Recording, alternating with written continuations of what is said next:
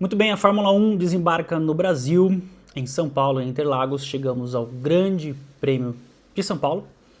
A Fórmula 1 que sai do México. Teve uma excelente corrida. Uma ótima exibição, inclusive, do Gabriel Bortoleto, né? A gente vai falar sobre isso mais pra frente. Mas, no briefing de hoje, eu quero falar com vocês sobre as expectativas para o Grande Prêmio aqui de São Paulo. Evidentemente que a gente tem algumas coisas, né, pra falar sobre aquilo que está acontecendo no mundo da Fórmula 1.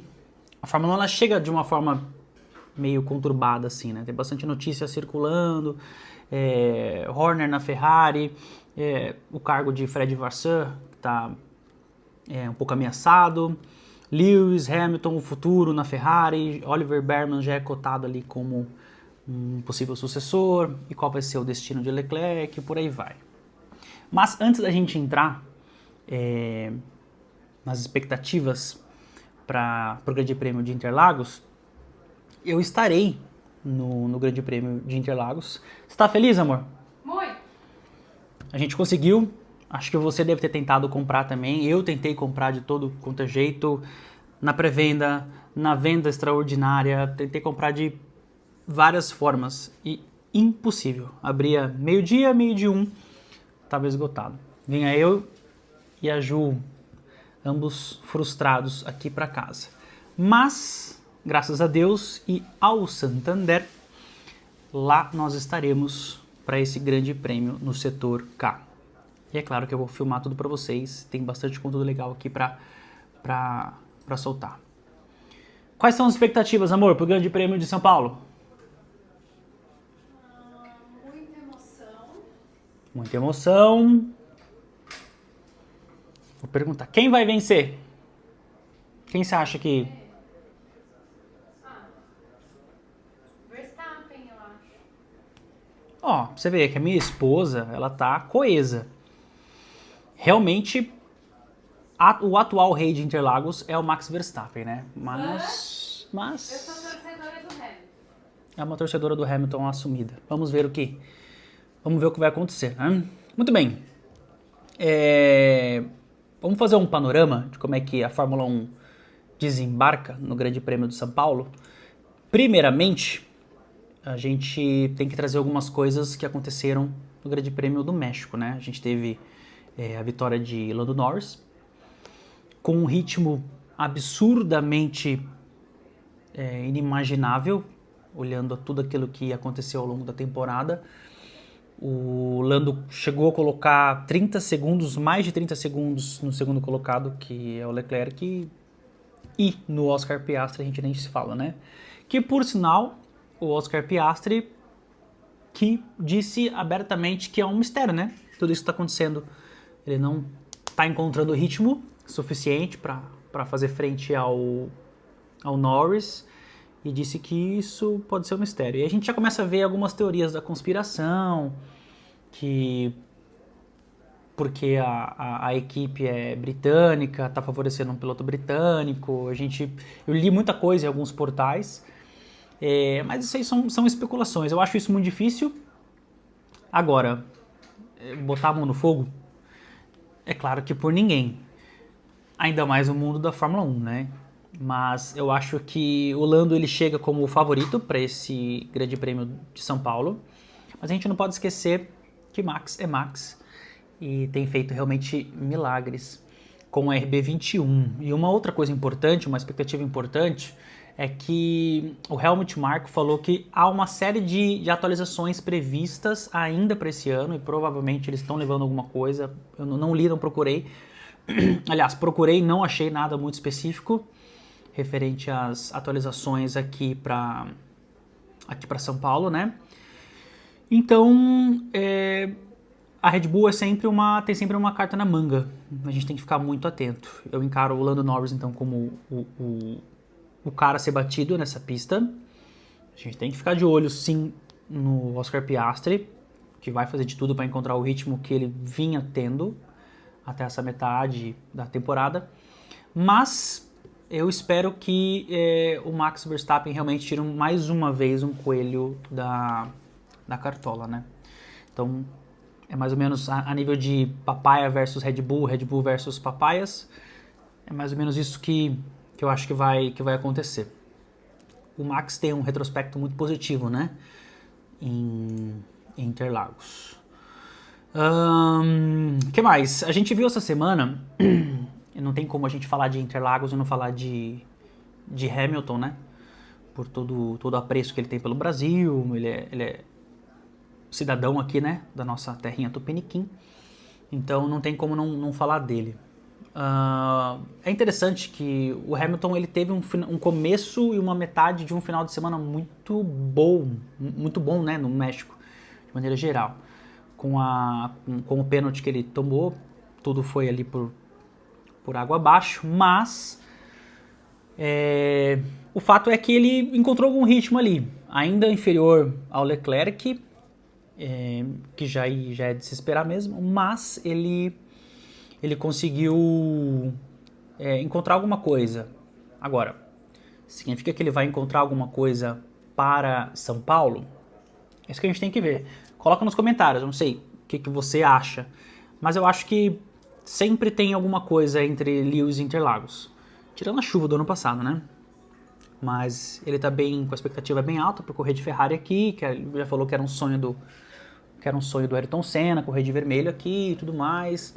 E tem um casamento especial, sim, a gente tem que considerar entre Lewis e a Ferrari e Interlagos. Inclusive, essa semana, questionado sobre a motivação, sobre aquilo que ele ainda busca fazer na Ferrari, o Lewis deu uma declaração, né? Tava vendo aqui, ó, dizendo que nem Roma foi construída em um dia. Então, assim, ele já tá pedindo paciência há um bom tempo para a imprensa italiana, já está pedindo paciência há um bom tempo para o próprio pessoal da Ferrari. O Lewis está pedindo paciência de novo. Eu não sei, soou um pouco estranho isso. Eu acho que, de maneira geral, está muito claro que ele não está confortável ainda.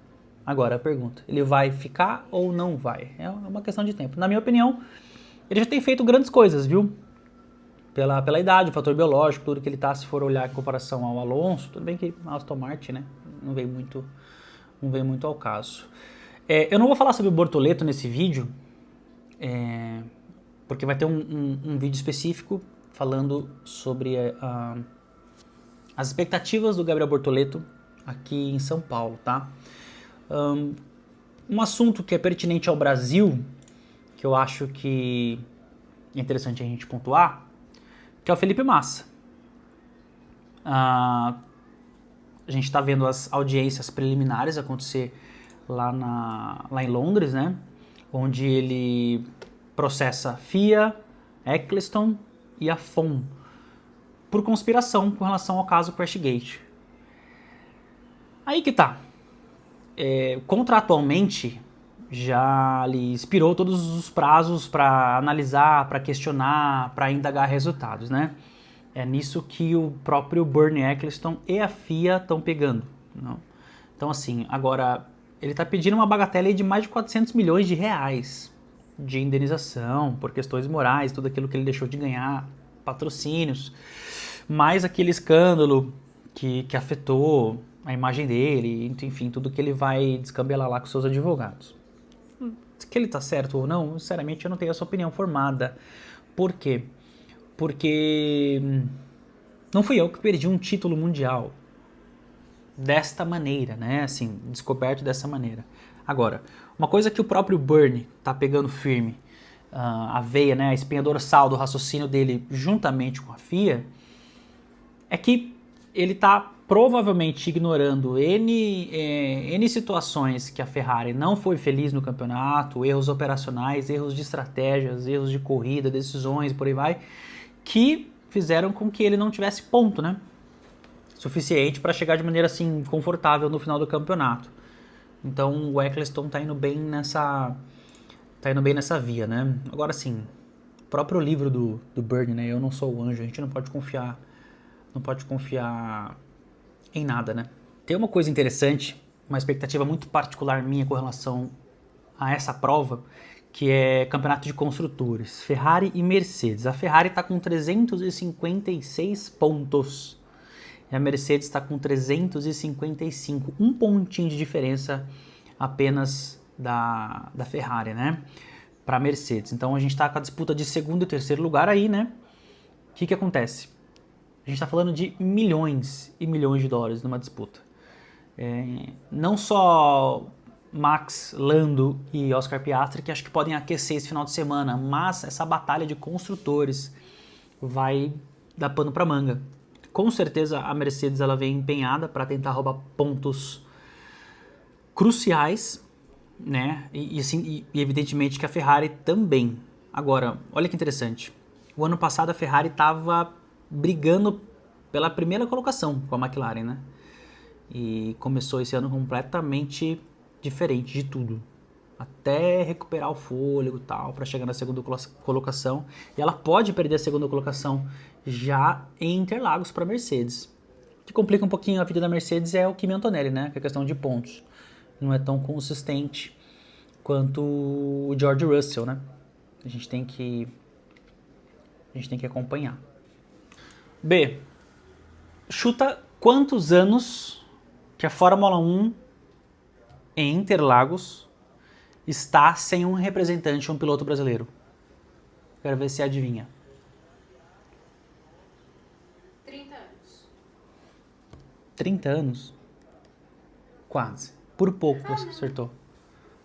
8. Não, tá, entendi. E o piloto que correu, o último piloto? Massa. Felipe Massa, tá vendo? Felipe Massa... É que eu levei em consideração que o Ayrton Senna morreu no ano que eu nasci. Ah, tá certo. Aí Faz foi 30 sentido. anos. Você tá perdoada. Você tá totalmente perdoada. Tem o Rubinho e o Massa, galera. Em 2017 foi a última exibição de um brasileiro, olha só que legal, em Interlagos.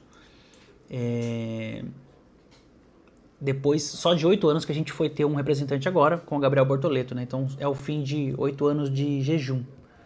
Tô bem ansioso para ver como é que o Gabi vai performar em Interlagos. Não só uma questão assim, de carro, de competitividade, mas a nível de maturidade e tentar errar o menos possível. A pressão deve ser imensa, mas ele já demonstrou ser um garoto bem frio e sagaz aí nessas horas, né?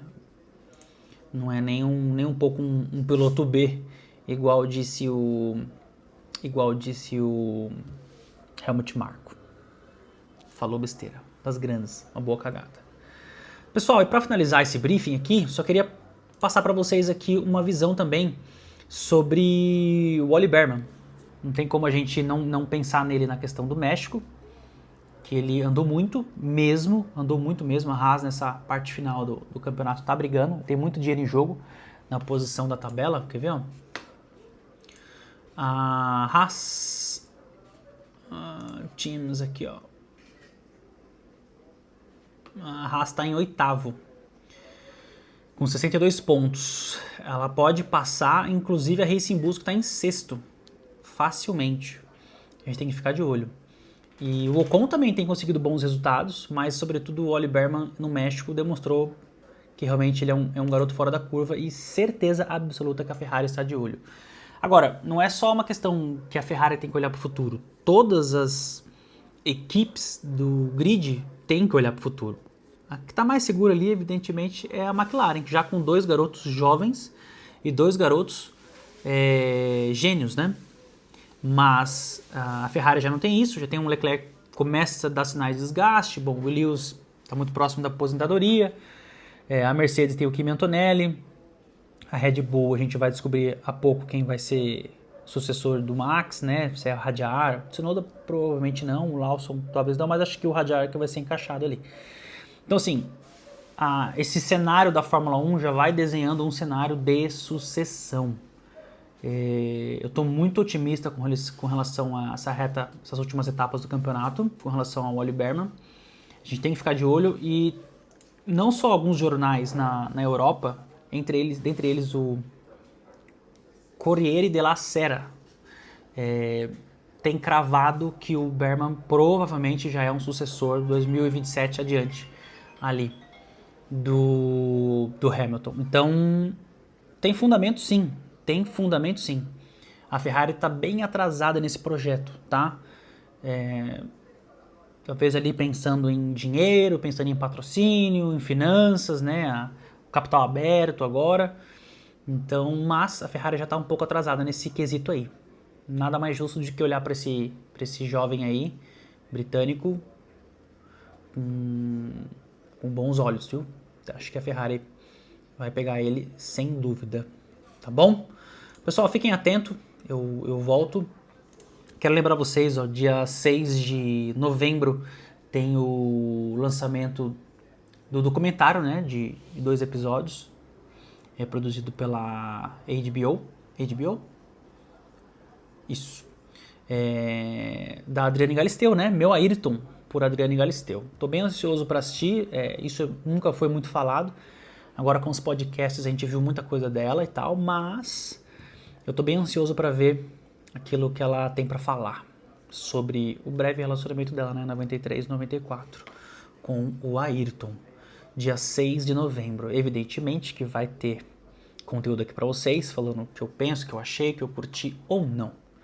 Deixar um lembrete para vocês, se inscrevam aqui no canal, ative as notificações, esse é um projeto novo que a gente está começando aqui no Portal Racing, então se inscreva para não ficar por fora de nada. Corrida agora em Interlagos esse final de semana, lá estarei gravando bastante conteúdo para vocês, então acompanhem no Instagram.